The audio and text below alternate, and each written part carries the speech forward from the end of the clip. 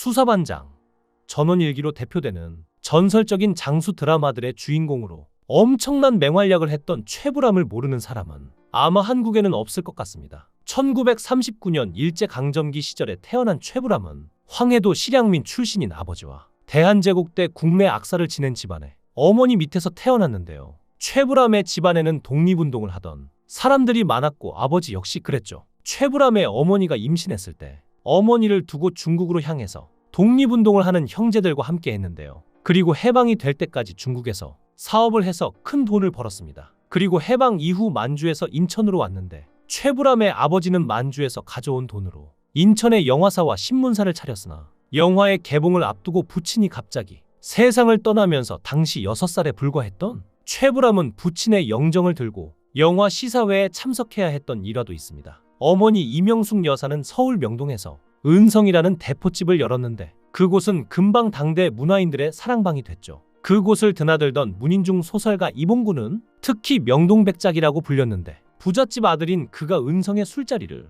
마련하면 서점을 운영하던 시인 박인환과 가난했지만 멋진 시들로 인기가 많았던 김수영 등이 모여 많은 일화를 만들어낸 곳이죠. 봉구주점이란 별명까지 있었다고 하는데 최불암은 단골이었던 당대 문화인들과 대화에 끼기에는 아직 어렸지만 그의 인생에 있어 예술에 대해 알려준 곳임에는 틀림없었는데요. 최불암의 개인사적 다큐멘터리마다 어머니를 추억하며 은성주점 터를 찾는 모습이 가끔 텔레비전에 나오죠. 지금 대중들에게는 주로 텔레비전에 많이 출연한다는 인식이 많으나 젊었을 적에는 주로 연극 무대에서 활동했는데요. 원래는 연출을 전공했지만 본인이 연출을 맡은 연극의 배우가 연기를 못하자 그 대타로 뛴 것이 연기 인생의 시작이었죠. 특히 1959년에 극단 실험국회에서 윌리엄 셰익스피어의 햄릿을 공연했을 때 타이틀 롤로 출연하기도 했는데 당시 한국에서 햄릿을 연기한 최연소 배우였는데요. 하지만 평이 좋지 않았는지 스스로가 성에 차지 않았는지 공연이 끝나고 자진의 군입대를 했습니다. 실제로 연극 배우 시절에는 별로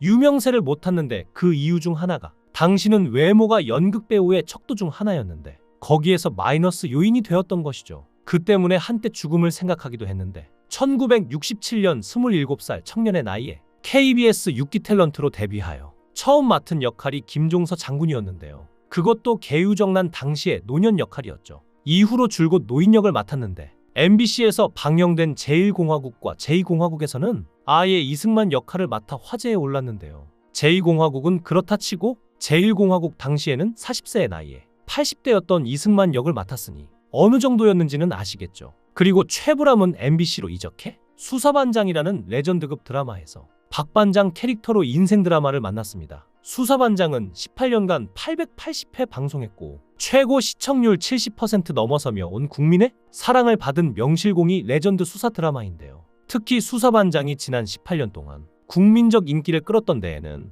배우 최불암이 구축한 독보적인 캐릭터 박반장을 들 수 있습니다. 최근까지도 영화 드라마에서 박반장에 대한 오마주를 넣을 정도로 수사반장의 박반장의 캐릭터는 수사물 속 형사 캐릭터의 기준점이 됐죠. 실제로 신기한 에피소드도 있는데요. 박정희 전 대통령이 수사반장을 매주 챙겨 볼 정도로 좋아했는데 이 때문에 1974년 당시 영부인 유경수 여사가 최불암에게 직접 전화를 걸어서 부탁 하나 했다는데 그 내용은 박정희가 드라마 보면서 최불암이 담배 피우는 장면이 나올 때마다 담배를 찾으니 극중 흡연 장면을 좀 줄여주었으면 한다는 것이었죠. 그래서 다음 화부터는 실제로 흡연 장면이 많이 줄어들었다는데요. 당시 최불암은 작중 항상 담배를 4번 피우는 설정을 가지고 있었는데 해봐야 1시간 하는 드라마에서 4번 피우니 당연히 박정희도 짧은 시간 동안 4번을 피운다는 것이므로 유경수 입장에선 확실히 그럴 만도 했으며 이후에는 1번에서 2번 정도로 줄어들었습니다. 박정희가 생전 엄청나게 좋아했던 드라마였으며 유경수도 박정희와 같이 챙겨보던 드라마였을 만큼 국민적으로 인기를 끌었죠. 그러던 중 갑작스럽게 강부자와 함께 정치인으로 전향하기도 했는데요. 통일국민당으로 보수 정당에서 14대 국회의원직을 맡았습니다. 같은 시기 이순재는 신한국당 의원이었고 부대변인을 지내기도 하던 시절이었죠. 최불암은 통일국민당의 정주영이 대선에서 패하자 다른 의원들과 함께 민자당으로 당을 옮겼는데요. 14대 국회의원 당시에는 전원일기에 출연하는 등 연예 활동을 겸하기도 했죠. 이는 이순재, 강부자도 마찬가지였는데요. 당시에는 이를 막는 규제가 없었죠. 하지만 관련 문제 제기는 계속 제기되었고 결국 전원일기에 임시 하차했다가 낙선 후 다시 연예계에 복귀했습니다. 그리고 계속해서 전원일기에서 연기하고 2014년 드라마 기분 좋은 날을 마지막으로 이제 배우 생활은 거의 그만뒀는데요. 은퇴라기보다는 연기를 하다 보니 자신이 너무 대선배가 되어서 누구도 자신의 연기에 대해 지적을 하지 않고 다 좋다고만 하니 더 이상 발전이 없어 이제는 물러나야 할 때라고 생각했다는데요. 그리고 이제는 교양 프로그램인 한국인의 밥상에 집중하고 있습니다. 무려 14년간 진행을 맡았는데요. 최불암은 한국인의 밥상에 출연하며 가장 기억에 남는 일화에 대해서 이야기한 적이 있는데요. 남원에서 추어탕을 주제로 촬영하던 때 그때 맛을 보면서 산초가 좋아서 추어탕도 맛있는 것 같다며 감사 인사를 하고 나왔는데 어르신이 동네 느티나무 아래에서 최불암을 기다리고 있다가 최불암의 손을 잡고 신문지에 정성스럽게 싸서 뭔가를 주었다고 하는데요. 선물을 주고 싶은데 줄 게 없다며 앞에서 말했던 그 산초 한 숟가락을 신문지에 싸서 주셨는데 그 마음이 너무 감동적이어서 아직도 기억에 남는다고 합니다. 그런 고마운 분들이 있어 한국인의 밥상이 10년 넘게 이어올 수 있었던 게 아닌가 싶다고도 했는데요. 최불암은 한국인의 밥상에서 늘 노트에 무언가를 쓰는 모습을 보여 시청자들의 눈길을 끌기도 했죠. 해당 노트의 내용에 대해 최불암은 실제로 사람들이 많이 물어본다며 노트에 여러 가지 적는다고 했죠. 그날 본 풍경, 만난 사람에 대한 생각 등 그때그때 생각나는 것들에 대한 감상을 적는다고 하는데요. 그리고 특정 지역에 가기 전에 여러 가지 책을 좀 찾아보는데 옛날에 본 것도 나이가 드니까 자꾸 잊어버려서 노트에 적어두는 정보들도 있다고 했습니다. 그러면서 최불암은 시청자분들에게 읽어드리면 좋겠다 싶은 시가 있으면 수첩에 적어가기도 하다 보니 수첩에는 지난 14년의 역사가 담겨 있다고도 덧붙였습니다. 실제로 한국인의 밥상 제작진은 최불암에게 늘 감사함을 전하는데요. 비가 오나 눈이 오나 매주 한결같이 새벽에 밥상을 찾아 길을 떠나며 한 번쯤은 쉬고 싶을 수도 있고 귀찮을 수도 있는데 항상 시청자가 기다린다며 자신은 아파도 안 된다는 말을 자주 하신다고 하는데요. 제작진의 말에도 항상 귀 기울여 주시고 때로는 이렇게 하면 어떨까 제안을 해 주실 때도 있을 만큼 최불암이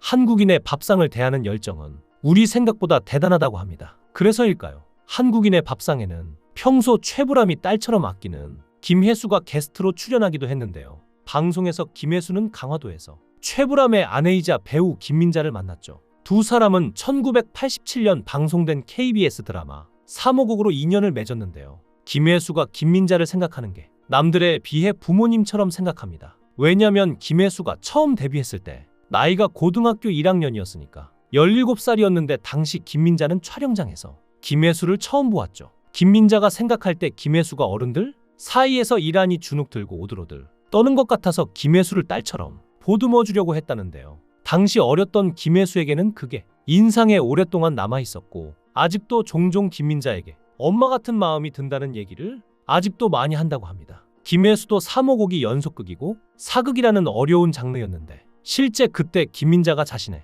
울타리가 되어 주었다고 했는데요. 당시에는 어리기도 하고 데뷔 초라서 방송에서 보던 분들이 나오시고 연기가 뭔지 모를 때인데 김민자는 늘 김혜수를 감싸 주었다고 합니다. 그래서인지 그 당시보다도 지나면 지날수록 김민자가 자신에게 늘 그늘 같은 보호막을 해줬다는 걸 알게 됐다는데요. 그래서 김혜수에게 김민자, 최불암은 엄마 아빠 같다는 생각을 한다고 합니다. 김혜수도 대가족에서 잘 자랐지만 마음에 빈 구석이 크게 생겼을 때 자식처럼 품어줬기 때문이었죠. 시작도 각별했지만 해를 거듭할수록 조금씩 더 각별해지는 느낌이 있다고 애정 표현을 숨기지 않았는데요. 그리고 최불암은 진행 14년 만에 처음으로 한국인의 밥상에서 하차가 아닌 휴가를 갔습니다. 평소 앓고 있던 지병으로 인한 건강 문제 때문이었는데요. 어떤 건강 문제인지 밝히진 않았지만 3개월가량 쉬고 돌아왔을 땐 전보다 수척해진 모습으로 많은 이들의 가슴을 아프게 했습니다. 다시 돌아오셨으니 건강을 지키면서 무리하지 말고 오랜 시간 우리 곁에서